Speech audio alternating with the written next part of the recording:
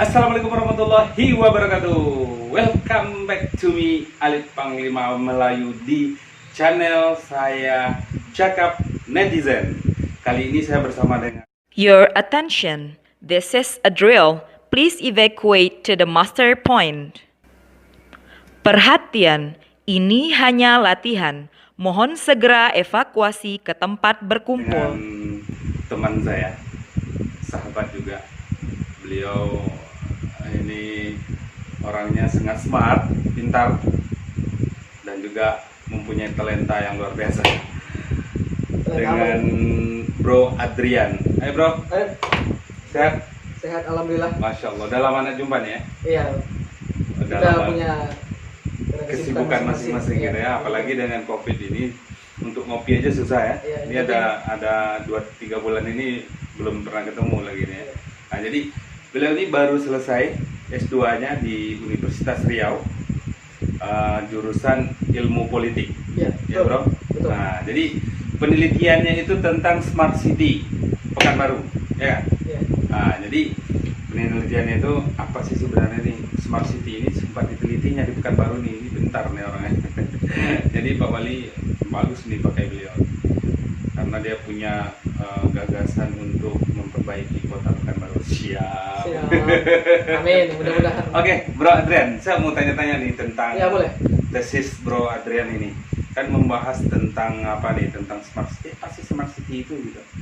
Apakah sudah menginternal Smart City itu di kalangan masyarakat Kota Pekanbaru, atau implementasinya seperti apa gitu? Ya, jadi begini ya. Memang tesis saya itu membahas tentang implementasi Smart City di Kota Pekanbaru. Jadi di tesis itu saya berupaya untuk melihat bagaimana kesiapan dari pemerintah Kota Pekanbaru untuk menerapkan Smart City di Kota Pekanbaru. Nah, artinya yang pertama itu kan harus dipahami adalah apa sih itu Smart City gitu ya. Iya. Emang siap nggak sih kita masyarakat ini dengan kebijakan yang smart? Iya. Nah, Smart City itu sendiri dipahami sebagai sebuah kebijakan yang dimana semua aktivitas itu menggunakan seluruh sistem yang berbasis IT. Nah, artinya bukan hanya sistemnya saja yang smart, tapi bagaimana kepala daerah dan juga masyarakatnya juga harus dismartkan. Paham gitu Paham. terhadap sistem yang mau Ya, terhadap dibuat sistem ini. baru yang sedang dibuat ini. Digesah oleh pemerintah Ya, Kota betul Pekanbaru sekali. gitu ya. Nah, jadi di tes itu saya menemukan bahwasanya sebenarnya Kota Pekanbaru ini belum terlalu siap gitu menerapkannya.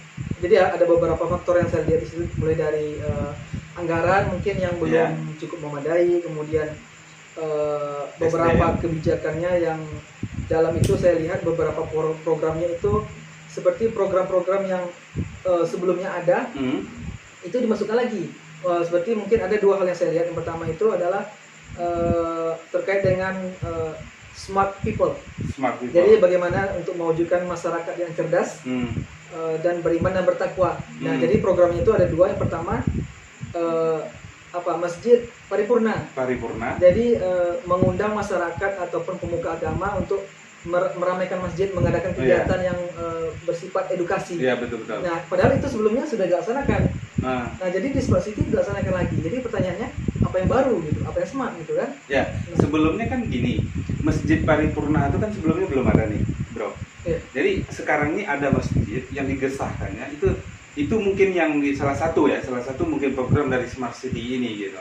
Jadi ini menurut Bro Adrian ini dengan pembangunan Masjid Paripurna itu nggak ada yang berubah gitu ya? Ya, menurut Atau saya bagaimana nih? gini ya, Pak Alek Panglima Melayu. Siap. Sebenarnya bukan berubah, tapi ini menurut saya sebagai wujud dari apa yang sebelumnya telah direncanakan, tapi mungkin belum maksimal, sehingga program yang sebelumnya itu ada dimasukkan lagi ke kebijakan Smart City. Nah, jadi yang membingungkan itu adalah apa program yang smart, sedangkan programnya itu saja adalah bentuk dari kebijakan yang lama gitu. Oke, jadi di dalam penelitian Bro Adrian tadi itu seperti apa sih sebenarnya yang dimaksud dengan smart city itu gitu oleh pemerintah Kota Pekanbaru gitu. Jadi yang sejauh ini kita lihat, kita belum menemukan hal yang smart gitu. Jadi secara mungkin ini ya gitu kan di izin PTSP ya gitu ya, contohnya gitu. Mungkin salah satunya di situ perizinan katanya udah mulai online, Ya, betul. pengurusan ini udah online gitu kan. Apakah hanya cukup itu nih, bro? Ya sebenarnya nggak hanya sebatas itu saja. Iya. Jadi ya memang salah satu indikator dari smart city itu. Jadi ada beberapa indikator seperti smart governance, mewujudkan tata kelola pemerintahan yang cerdas berbasis Iya. IT gitu. Nah Ya, itu betul. oke, itu memang oke. Bisa kita lihat bahwasanya itu kan mempermudah masyarakat dalam mengurus administrasi. Dan itu sepertinya sudah berhasil. Oke, kita Ya. kita ya apresiasi lah. Dan pemerintahan. itu juga salah satunya untuk memudahkan para investor datang ke Kota Pekanbaru gitu. Dan mengingat nih Kota Pekanbaru ini adalah kota bisnis. Ya, Jadi kalau diharapkan sumber daya alamnya, Kota Pekanbaru nggak punya. ya betul. Nah, jadi yang harus digesah oleh pemerintah Kota Pekanbaru itu adalah investor untuk come to Pekanbaru, untuk berinvestor di sini gitu. Ya. Jadi dengan kemudahan tadi katanya smart city itu kan sudah ada bentuk kemudahan untuk pengurusan izin. Itu bagaimana, berefek tidak kira-kira, bro? Ya tentunya berefek ya. Jadi sebenarnya kan itu bukan hanya secara internal, artinya bagaimana mempermudah masyarakat kita Iya. dalam mengurus, tapi juga mempermudah pihak luar untuk datang ke Pekanbaru Ah, untuk berinvestasi. Nah, Ah. jadi kalau misalnya masyarakatnya sudah dipermudah, artinya yang dari pihak luar kan Iya. tentunya kan nanti bisa melihat, oh sepertinya Kota Pekanbaru sudah siap nih Iya. untuk kami datang berinvestasi. Ya kenapa tidak gitu. Oh gitu. Jadi gini bro Adrian, smart city ini mungkin sejauh inilah setelah diselenggarakan oleh pemerintah Kota Pekanbaru gitu. Sejauh ini bagaimana implementasinya terhadap dan sudah menginternalisasi tidak ke masyarakat atau ke perangkat gitu. Para petugas kayak kelurahan, RT, RW sampai ini itu tuh udah sinkron tidak program wali kota ini terhadap bawahan-bawahannya sendiri, belum masyarakat gitu kita masuk. Jadi seperti apa, Bro Adrian melihatnya? Ya, sebenarnya kita kan Atau smart city ini cuma smart gitu aja? ya, Smart kata orang smart pula kan smart gitu pula kan? kita gitu kan. Ah ya. Jadi Itu gimana nih menurut Bro? ya intinya kan jangan sampai ini hanya sebatas program dan kebijakan yang telah menghabiskan banyak anggaran saja. Menghabiskan kan. anggaran, kemudian cuma-cuma gitu. Cuma gitu ya. Nah, Ya oke, misalnya kita kan mungkin sebagian masyarakat awam kan melihat ini adalah program yang utama dari pemerintah. Tapi kan kalau kita dari para analis ini kan melihat bahwasanya smart city ini sebelum direncanakan dalam rapat RPJMD, ini sebenarnya sudah diwacanakan oleh Pak Wali Kota Pekanbaru ketika beliau mencalon. Nah, artinya ini kan sebuah kebijakan yang masuk bisa dalam- dikatakan sangat politis. gitu. masuk dalam visi dan misi Iya, yang masuk. ditawarkan oleh beliau kan, Iya, gitu kan? gitu. Jadi Yang sudah disahkan oleh DPRD. betul. Nah, Ya. jadi Hmm. artinya ini kan kebijakan yang ya bisa kita nilai ada muatan politis lah, karena kan Cuma- sebelumnya sudah di ini. Biar orang memilih beliau lagi Ya, gitu. betul. Tapi kenyataannya di lapangan belum berjalan begitu yang diwacanakan gitu ya. Ya, artinya ya oke, kita memang Ah, kita berikanlah apresiasi kepada Iya. pemerintah Kota Pekanbaru yang ah, menerapkan kebijakan smart city ini dengan ya cukup baik gitu. Karena Iya. ada beberapa poin yang saya melihat ini sudah berhasil seperti yang kita bahas tadi seperti DPM PTSP. Iya. Itu mempermudah masyarakat dalam mengurus administrasi. Hmm. Kemudian ada smart mobility, Hmm. mengontrol dalamnya lalu lintas gitu. Jadi Hmm. ada CCTV bisa kita lihat di lalu Oh, lintas. itu masuk dalam. Iya, itu masuk dalam kebijakan smart city. Jadi Oh. salah satu poinnya adalah smart mobility. Oh, Jadi ada memang smart beberapa mobility. poin yang memang sudah dijalankan dengan baik gitu. Tapi kan Oh. intinya kan bukan hanya itu. Iya, Kita banyak kan lagi bagaimana gitu ya. smart city ini bagaimana bisa membangun masyarakat yang cerdas gitu. Oke. Nantinya kalau misalnya masyarakatnya belum SDM ini belum maksimal dibangun secara baik, artinya bagaimana kebijakannya akan efektif kan seperti itu. Iya. Oke bro, tadi kan bro bilang dari awal tadi ada pembangunan masjid paripurna. Apakah itu masuk dalam sebuah smart city atau bukan madani? Ini saya heran nih Kota Pekanbaru nih, madani kah? smart city kah atau bertua gitu. Iya. Ini kan istilahnya adalah sebuah konsep gitu kan. Yang saya tahu itu adalah sebuah konsep gitu. Iya, betul. Ini sebenarnya ada beberapa tabrakan ikon istilah lah untuk Iya. baru. Jadi kita sebagai masyarakat bingung nih, bukan baru nih kota apa sih sebenarnya gitu Ya, kan? Madani, kalau dulu kan kita tahunya kota Pekanbaru kota bertuah gitu kan. Iya, dulu Diplesetin bertuah. orang kota berkuah. Ternyata Enggak, betul enggak, gitu. betul. Banyak kuahnya kalau hujan berkuah, kalau Banjir, ya. panas gitu. Iya. Nah, jadi gimana tuh sebenarnya? Yang konsep sebenarnya itu smart city kah atau madani kah atau kedua-dua konsep ini digunakan?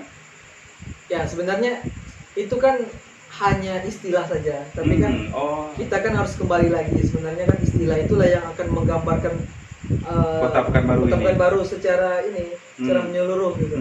Artinya sangat interpretasi Kota Pekanbaru ini apa sih sebenarnya gitu. Ya, Jadi kalau misalnya kita dikenal sebagai kota bertuah, seharusnya ya kota bertuah aja. Iya, gitu kan. ya, jadi gini bro, menurut saya itu dia gini, maksud saya kalau kita menggunakan umpamanya smart city gitu kan, jelas konsepnya, jelas nih masyarakatnya bingung. Kalau kota madani, ya kita jelas lagi gitu kan. Iya. Jadi kalau smart city, kota madani, kota bertuah lagi gitu.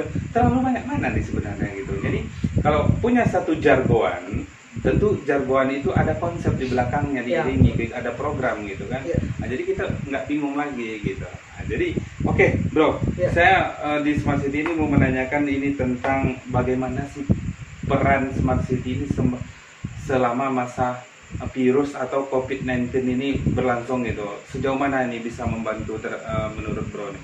Ya, jadi gini ya.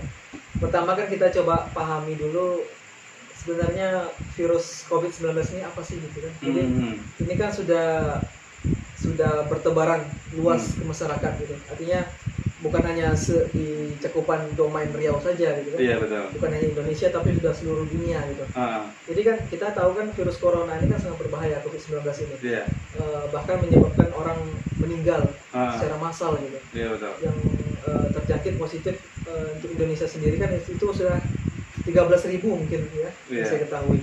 Tapi alhamdulillah ada juga yang sembuh gitu. Jadi Ada, artinya ada banyak juga. virus corona ini, COVID-19 ini, kalau dibilang mematikan iya, tapi kalau misalnya mematikan, tapi ada juga yang sembuh. Nah artinya Ini bisa ditangani. bisa gitu. ditangani sepertinya. Nah apa sih hubungannya dengan Smart City, kan gitu? sejauh mana peran Smart City ini bisa membantu penanganan COVID ini? Gitu. Ya, jadi begini, Smart City ini ada beberapa indikator atau poin di dalamnya. Salah satunya ialah smart people yang saya sampaikan tadi. Bagaimana mewujudkan masyarakat yang cerdas, beriman dan bertakwa dan paham akan perkembangan teknologi. Iya betul. Nah, jadi begini, dengan adanya informasi-informasi yang masuk terkait dengan virus COVID-19 ini, artinya kita memang mengharapkan bagaimana pemerintah Kota Pekanbaru ini cepat melakukan sosialisasi ataupun sharing informasi terkait dengan COVID-19. Nah, kita ketahui bersama bahwasanya itu kan sudah ada gugus tugas. Iya betul. Nah, jadi mereka menyampaikan terkait informasi dengan COVID-19 ini salah satunya di media YouTube. Saya lihat kan itu, mungkin Bro Alex Iya. ada juga gitu ya. Ada lihat hari. Iya, jadi pertanyaannya, apakah semua masyarakat yang smart ini gitu ya menggunakan smartphone gitu? Iya. Pertanyaannya tidak gitu kan? Tentu tidak. Tentu tidak. Cuma mungkin kalau di Kota Pekanbaru saya rasa 40% masih Ya, 40% masih mungkin. belum menggunakan. Nah, artinya informasi itu 40% tidak kurang sampai ke masyarakat. Kurang sampai. Nah, jadi untuk itu menurut saya pemerintah Kota Pekanbaru jangan hanya terbatas melalui media sosial saja menyampaikan. Artinya harus turun ke masyarakat, menyampaikan, mengedukasi tentang bahaya virus ini gitu. Kan ada dilakukan sama pemerintah dengan memasang spanduk, dengan kemarin PSBB juga berjilid-jilid gitu kan. Iya. Itu kan salah satu yang dibuat oleh Kota Pekanbaru untuk mensosialisasi itu, bro. Iya. Tapi saya rasa iya kan namanya Smart City tentu kan melalui itu tadi gitu, teknologi terutama kan. Iya, gitu. betul. Ya, jadi memang pemanfaatan teknologi itu memang Hal yang utama. hal yang utama gitu. Tapi Ya. kan tidak terlepas dari itu kita lihat lagi kondisi Kota Pekanbaru saat ini, iya, gitu kan, kita harus masyarakatnya. berkaca lagi ya, masalahnya masyarakat siap nggak sih dengan yang adanya smart city ini gitu kan. Iya. Kan karena yang seperti kita bahas tadi, tidak semua masyarakat menggunakan itu.